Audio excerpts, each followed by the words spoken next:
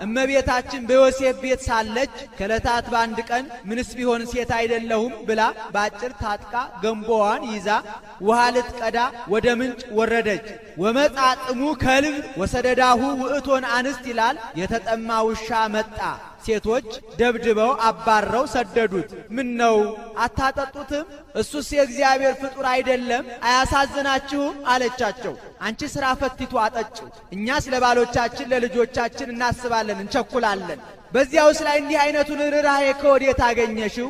አምላክ ይወለዳል የተባለው ካንቺ ይሆን ብለው ዘበቱባት። በዚያን ወራት ማርያም ከምትባል አምላክ ወልደ አምላክ ይወለዳል እየተባለ ትንቢት ይነገር ነበርና እመቤታችንም የወርቅ ጫማ ነበራት።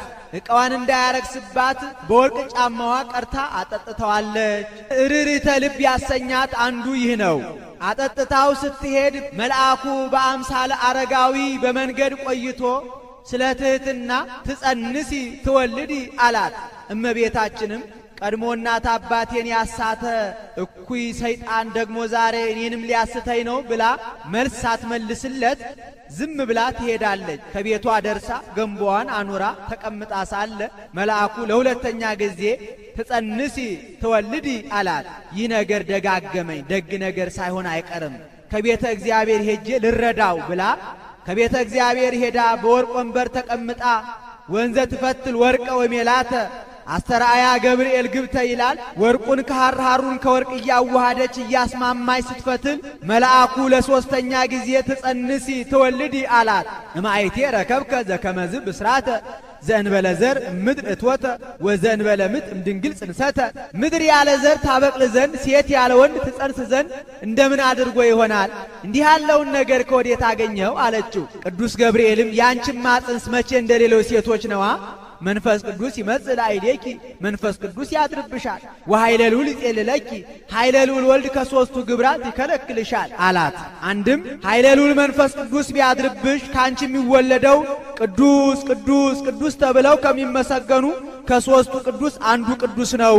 ወናሁ ኤልሳቤጥ እኒንተ ማዕዝማድኪ ይእቲኒ ጸንሰት ወረከበት ወልደ በልህቃቲሃ ወበርሳቲሃ። ከዘመዶችሽ ወገን የምትሆን ኤልሳቤጥ ስንኳ በስተርጅናዋ ላይ ጸነሰች፣ ልጅም አገኘች። ወናሁ ሳድስ ዝንቱ ወር ለእንተ ይብልዋ መካን። መካን የሚሏት ኤልሳቤጥ እነሆ ከጸነሰች 6 ወር ሆኗታል። እስመ አልቦ ነገር ዘይሳኖ ለእግዚአብሔር። ሙቀት ልምላሜ ከተለየ በኋላ ልጅ እንዲወልዱ ማድረግ ለእግዚአብሔር አይሳነውምና። አንድም በሕቱም ድንግልና ጸንሶ በሕቱም ድንግልና እንዲወልዱ ማድረግ ለእግዚአብሔር አይሳነውምና አላት። ነይ ዓመተ እግዚአብሔር ይኩነኒ በከመ ትቤለኒ፣ ይሳነዋልማ ብል ክህደት ይሆንብኝ የለም ብላ እነሆ የእግዚአብሔር ገረዱ በፊቱ አለው፣ እንደ ቃል ይሁንልኝ እንዳልክ ይደረግልኝ አለችው።